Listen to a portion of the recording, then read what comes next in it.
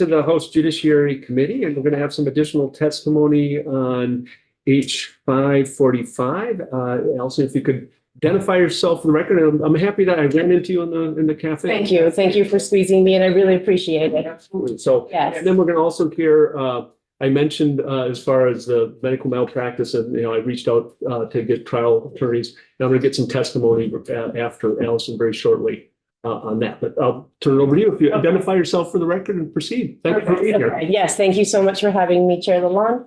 Allison Despathy, Danville, Vermont resident, and also my background, I have been a clinical nutritionist. I have a master's of science in clinical nutrition in St. Johnsbury, Vermont, 25 years. I've also taught in the Vermont State College's health, biology, nutrition, wellness for life for 25 years as well. And then I also am a co-director for Health Choice Vermont, which we represent 5,000 Vermonters who are very dedicated and care a lot about private personal medical decisions.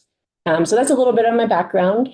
And I just want to speak to, I know you have sort of limited jurisdiction on this bill, and I did just give full testimony in Human Services Tuesday. I don't know if people have had a chance to look at it, probably not.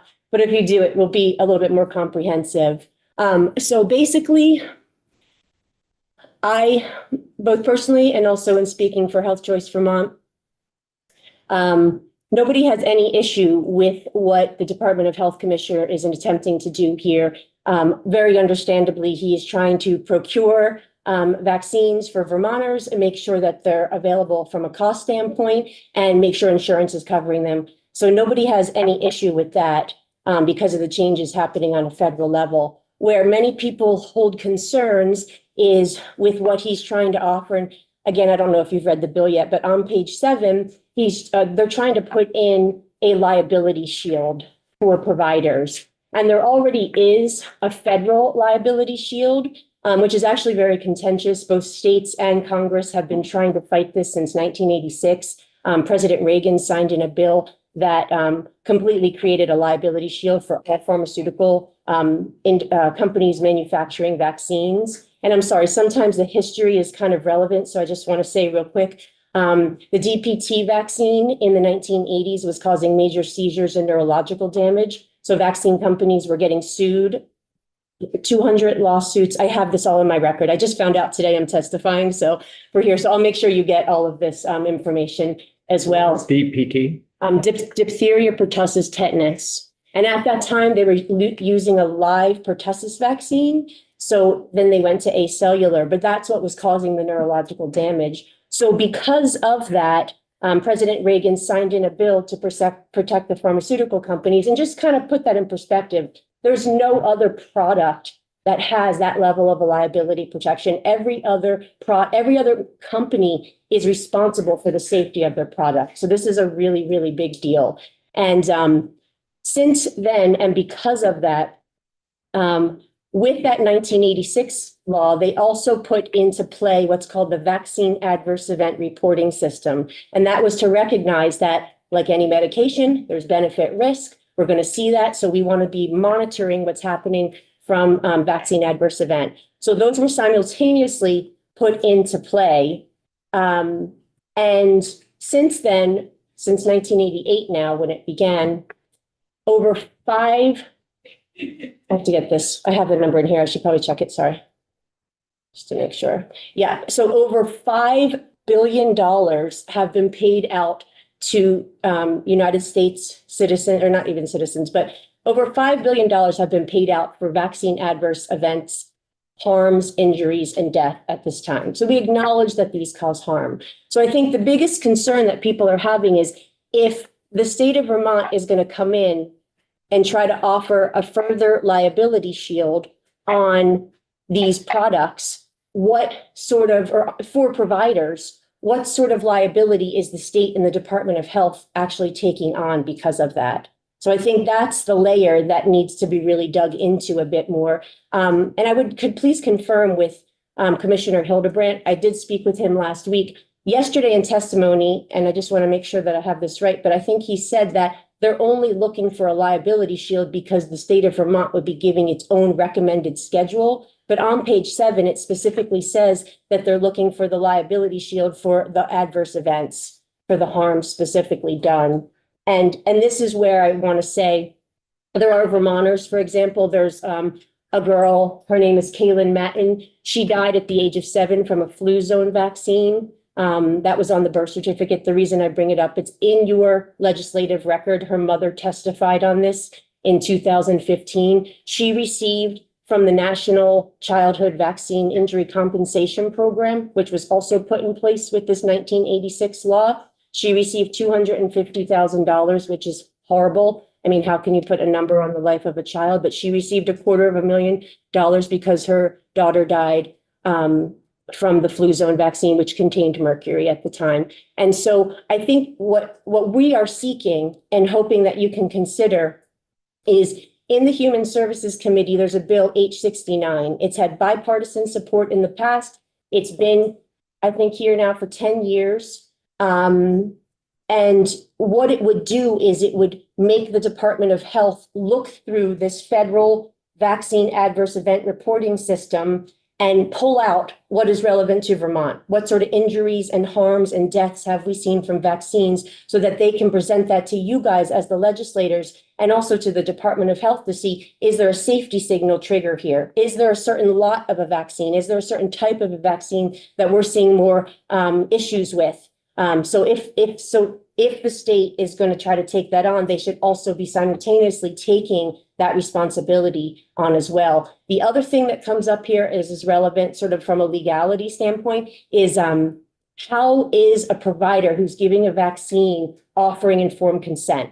When you go in to get a prescription or a vaccine, how is someone letting you know benefit and risk so someone can make an informed decision? Because if you're going to go so far as to give these providers a liability shield, which they already have on a federal level, then there really should be some steps in place we need to look for adverse events. And we also need to make sure that informed consent is happening, because I think all of us know many times we really do trust our doctors. I trust you. You know, I trust what you're saying to me, and I have a right to know the benefit and the risk when I try to make this informed decision. And the last piece I just want to sort of put in context with this whole thing is, this all stemmed from a 33-page report that I can share with you. It's in my testimony, and I'll make sure you get it separately, where the Health and Human Services Administration went through and they looked at 20 different peer countries for their vaccine schedules. We are an outlier in the United States. We have more than twice as many vaccines that we give to children.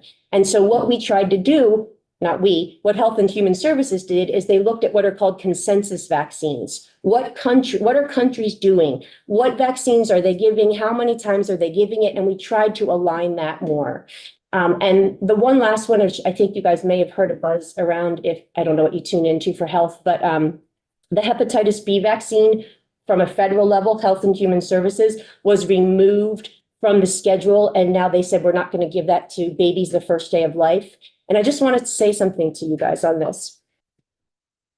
The hepatitis B vaccine, Recumbivax, was only studied for 5 days in 147 children up to the age of 10. It was not compared to a placebo. So there's a real lack of clinical research. That's not a robust, durable study. And in fact, that's against the law. And that's why there's a lawsuit that's been in play. In 2017, they started filing, and I'll share this with you. I have a timeline. They started filing FOIA requests to get what is the safety information? How was this vaccine licensed? Where's the safety? And they ended up with a 1,694-page document from the FDA and Health and Human Services that confirmed that this was only studied for 5 days in 147 children. And this is where you get into, why would the pharmaceutical company do that?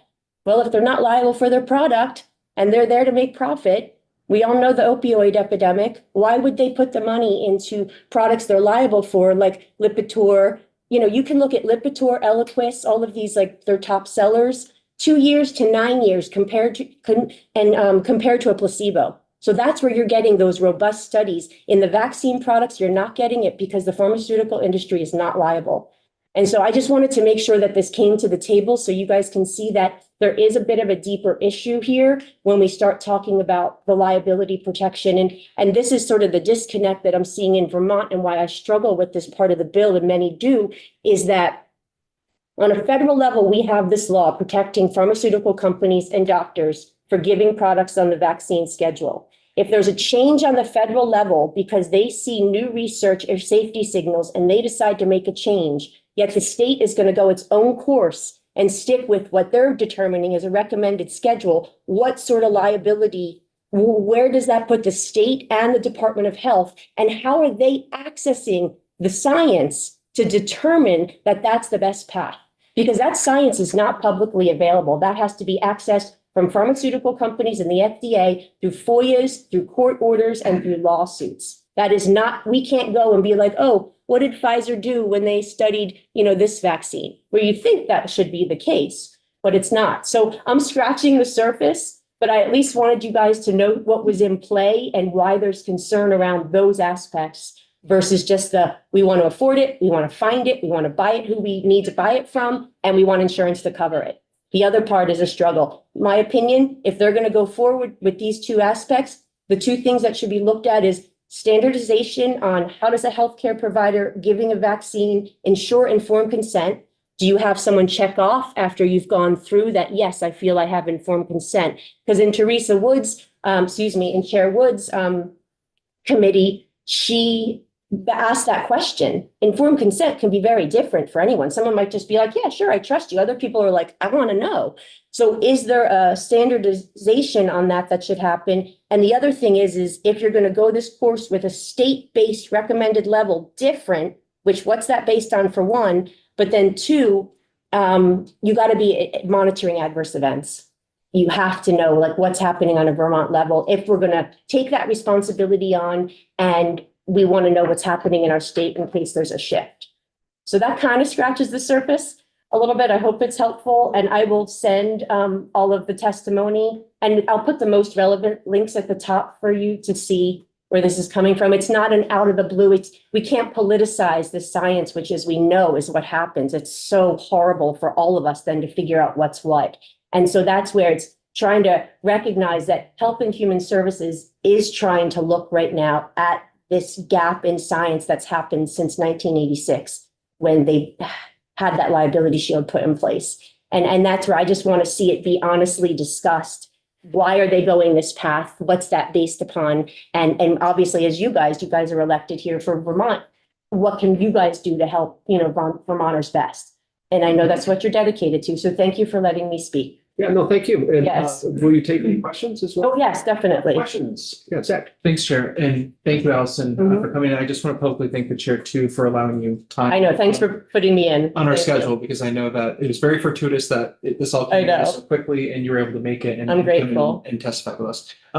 So a couple questions. First, on the liability shield component, are you aware of other states that have similar liability shields? Is that something that you've studied in your? Well, they're just trying to implement that now. The American Academy of Pediatrics is really sort of driving this. They also have a lawsuit against Health and Human Services and Robert Kennedy right now because of their concerns. They want to stick with the recommended schedule. And this is where I just wish people would get together and say, well, why are you shifting versus we know how it's politicized. American Academy of Pediatrics is also very upset because they just lost $18 to $20 million from the federal government who doesn't want to fund them in that regard. So there's a lot to it, but basically we're just starting to see it play out in different states right now. And I will also say that there's been congressional bills that would get rid of this 1986 liability shield for the pharmaceutical industries on a federal level. That's in effect. And there's also states scrambling to deal with that. So some states, for example, are saying, well, if a pharmaceutical company is going to come in here and advertise, then they need to be liable for their products. So people are trying to get around this liability shield that's been in place right now. And we're just starting to see this type of legislation come through with the difference between the federal with the new recommendation. Right, and specific to the liability shield, as if this bill passes as written, and if the liability shield were implemented, what do you view the risks to be? Like, how do you envision that playing out? I feel like it's going to put the state and the Department of Health at major risk. Right. Definitely, because they are going in a different way. And I think the question is, why do they even have the science to justify that action? So I just feel like Legal wise, I think it's going to be a tricky one. And it seems like, especially after your testimony on this, it seems that it raises a lot more questions specific to this legislation and the piece of the legislation that is within our jurisdiction in this committee. Mhm. I'd be very grateful to you if you could provide other witnesses or references, to colleagues or individuals that you've met throughout your journeys and your trials and your studies. That would be relevant to this, Right. To the committee, because I think that's one of the things that we've struggled with is finding people that maybe are of a varied viewpoint on this legislation. Right. But thank you for coming in. Yes, no problem. And I will also try, there are a few lawyers, if you're interested. Again, I don't know where you're going to decide to go with this as a committee, but I can also try to get you some names on that to people who might testify. And I don't know, obviously, what the state and the Department of Health are thinking. They will, bless you, where their thoughts are going to land on it. But I just think that it is putting us at risk as a state. And the other last thing I would say is just keeping in mind that who has access to that science? What is the science that it was licensed on and how is that lacking? And if there's going to be a change, what is that based upon? And why would the Vermont Department of Health be going differently? So just some questions. Thank you. Yeah. Other questions? I guess I have a question. Yeah. Although I'll look to you first because it's about I'm just curious about the informed consent piece, and I know we're not really looking at that. I mean, I'll ask what the story is up, with the other committee. I mean, they generally deal with informed consent, and that's usually not in here. I guess the other, I do have another question that. Well, can I ask? Yeah. Oh, yeah. about Okay. that? So that was Go Yeah, ahead. just Go for it. Yeah. Mhm. I'll acknowledge that it's not in the section that we're looking at. Right. But I am curious, when I think about, immunizations or medication, and when we go pick up a prescription at the pharmacy, we get that Package insert. Is that the type of thing you're talking about? No, so basically, with a vaccine, you're like what the pharmacy would print for you is called a vaccine information sheet, a VIS. And I have this in my testimony, in my larger testimony, but on the CDC, it will specifically say this does not qualify for informed consent. The only reason you receive that is, it might say you have a little fever, those sorts of things. Oh, right. So, so I understand that that's current practice. Right. I'm saying what. I was just going to get to that, I think. Yeah, definitely. Yeah. So no, the best thing would be the package insert, because that's where you have, as required by federal law, Section 6 on any vaccine will specifically say, here are the clinical trials, here are the possible adverse events. These are some of the things for someone to be aware of, because there is real risk. And I really appreciate you saying that vaccines are a medication and there's going to be benefit and risk. And in my practice, I'll also say I currently work with 200 people who have been vaccine injured. So this is to me also why it's important to be here. So we recognize this is real and it goes on and people should get informed consent. And also in my slide thing, I have two different definitions, one American Medical Association, some good reputable definitions for informed consent and what that means. And I know that's a bigger can of worms of, if you're going to go with the state level informed consent standard, what's that going to look like? But I think it's very relevant to this bill and this conversation. Yes.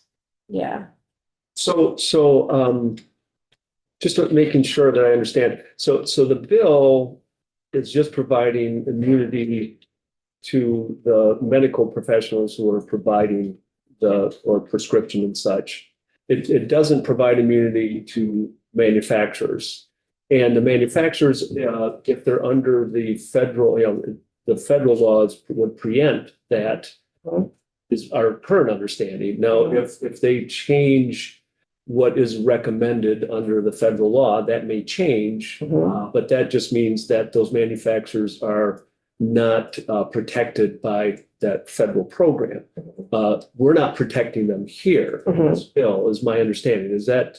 Yeah, so I think it was a little bit more in the sense of the only vaccines that are that the pharmaceutical companies are shielded from are those that are on the children's schedule. And children right now on a full schedule get 84 vaccines. And that's what I was saying. Most of them have aluminum, so you start to get into that can of worms. But as I said, that's where we're an outlier and we have almost twice as many as our other 20 peer countries that we were looked at. But back to your question, I'm sorry. So this bill would offer the liability to the providers and the Department of Health for adverse events related to vaccines, not to the pharmaceutical industry.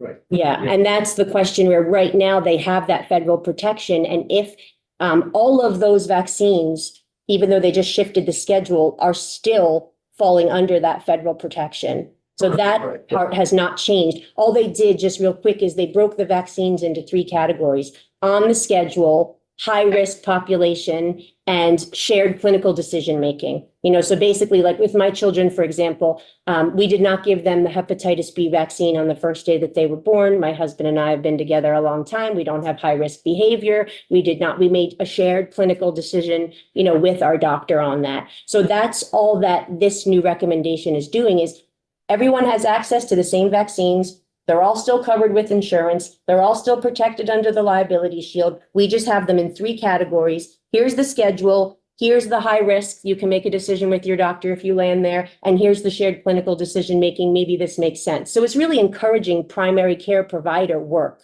You know, that's what this new thing is doing. And right now, the Vermont Department of Health is saying we want to stick with the regular schedule, or we want to be able to do our own recommended schedule. So I think that's where we get into, if they do that, where does the liability go? Like, where is the liability going to go in that case, I think is a question. Yeah, and I'm just saying that the only immunity that we're looking at here is for those medical providers who are doing a prescription. Actually, it's not with respect to Pharma, agency of, health. right? It's not with respect to the pharmaceuticals. And I would just. That's not part of this. Right. And I think that that's something that is more for the Human Services Committee to grapple with that component of it. I'm just trying to really find Totally. our jurisdiction in all Yeah. of this. And I just want to say that if that liability shield is going to be there, then shouldn't they also be mandated to provide informed consent? Because let's be honest, I've worked with 200 injured people from vaccines. Some provide informed consent and some don't. Some people believe these are just safe and effective, no problem. And for some people, that's the case. Other people, it's not. So I think what I'm saying is, if that liability shield is going to come into play, then shouldn't there also be a practice, whether that's in this committee or not, that would say, how are you providing informed consent, and did you provide informed consent? And maybe it's as simple as a sheet, as a person signs off and says, yes, I feel I received informed consent. And what that means, like me, you can see probably I would be digging in, right? What is this? What are the benefits and risks? And other people would just be like, it's fine, I'm good. I've never had a problem. I trust you. Let's do this. So it's going to look different. So that would be the only thing I think for consideration, if that liability shield actually is going to go through. Appreciate it. So, okay. Thank you for your testimony. Okay, thank you so much. Thank you very for your flexibility. Yeah, thanks for letting me plug in. Have a good one. Right. And Adam could join us as well. Chair, members of the committee, my name is Adam Nekrasen with Nekrasen Group here with our client Vermont Association for Justice, the trial lawyers. This is the injury bar in Vermont. Our work with them is where they kind of relentlessly keep tabs on legislation, to keep an eye on civil accountability. And to jump to the very end, the conversation I'm picking up on between you and the previous witness is right where our focus is. So when we looked at this provision, and I put it out to the medical malpractice is what we're talking about, right? In this narrow space. Differently, the chair pointed out, than pharmaceutical corporate accountability or government accountability for the quality of the decision-making that they made. And so this is targeted into the doctor's office, where everyone would expect, our medical malpractice experts, there's only a few of them in Vermont, right? We're a small state, a small bar. This is a very complicated area of law that if you get into it, and there's very few claims in medical malpractice in Vermont, right? Last year, you'll remember I was here on icy sidewalks and down in Senate Judiciary auto accidents. And I will be here at 7:30 every morning for those bills, because that is the everyday place where there is carelessness that people get hurt. in doctor's offices and hospitals, it's a different space. And so this is narrowly crafted immunity provision. And jumping to the end, we're here to, hearken to everything this witness brought in. And often, I would spend so much time searching for a witness like that, because when you hear from the lawyers, they do all this legal speak, and the citizen advocates are the ones that you can't really connect with. And so it's compelling testimony, even as we show up neutral on this because of the federal law. If we were in DC, I'd be lining up for the hearings to say this federal law has preempted inappropriately and is blocking claims. But in this hearing room, we're under that federal regime. And I have input from several lawyers who have brought claims there for Vermonters who have believe evidence they've been harmed by vaccination, right? The previous witness talked about mercury. That's product's defect, right? I usually start off with, were the lawyers and the negligent standards put the gas tank in the middle of the frame in the Pinto that brought the Dalcon shield into safety, keeps corporate America accountable, and Walmart for their putting sand if they're not putting salt out there on their sidewalks, but sticking with medical malpractice in this bill. Okay. And being very serious about it. These state-based experts are basically signaling to you through me, the federal government has preempted the space. The claims are with the product manufacturers. We're utilizing that system. And this doesn't really disrupt that. Now, but for that federal preemption, this sentence would be the thing that we classically litigate with you, because legislative counsel kicks it up often as an incentive to do something. Let's immunize negligence. That's carelessness. Let's say it's okay to be careless on your property because we want you to keep those lands open, for example. If you didn't, and then we're here saying on page 9, strike the word gross and say you're immune unless you've been careless in the administration of this. Doctor, did you check the latest government paperwork? Because you can't not check the latest schedule and then say, oh, I gave the immunization because I thought it was the standard of care, and then use this to avoid medical malpractice accountability for that inappropriate professional action. But nevertheless, that's such an isolated, rare notion. And we understand this is a very complicated area that is above our pay grade. And our expertise is in this federal preemption space. And what we know is that the manufacturer's product liability where you're at, and federal government's preempted. So the statute doesn't create super alarm bells for us as the realists in us. The other times I'm here, you're creating the entire law that applies. Okay. So I'm laying a huge orange cone on the table that this is not me speaking with forked tongue. This is me accepting that this has been federally preempted. Okay. And that our fight with this industry is in Washington, but it's complicated. Science has got to matter. Government setting a standard of care. We trust doctors to follow it in this area. This is getting into gray space around it. You could strike the word gross. And allow me to stop there. And I apologize for the side trip to salt and sand. No, that was nicely done. I couldn't help myself. But I really worry about being back here in 3 weeks with you folks being like, well, you saw this sentence 3 weeks ago and didn't object. And this is the only client of our many that I am personally, passionately, constantly testifying on. I have 25 years of this sentence in my life. Any questions for Ed? All right, thank you very much, Ed. So. Oh, wait, one more, Mr. Chair. State sovereign immunity. And so when the question becomes about state liability, that's a very well settled area of the law. This stuff's got, if it's going through transparent rulemaking and everything, sovereign immunity would be strong there for government's liability. But it's not that there's nothing.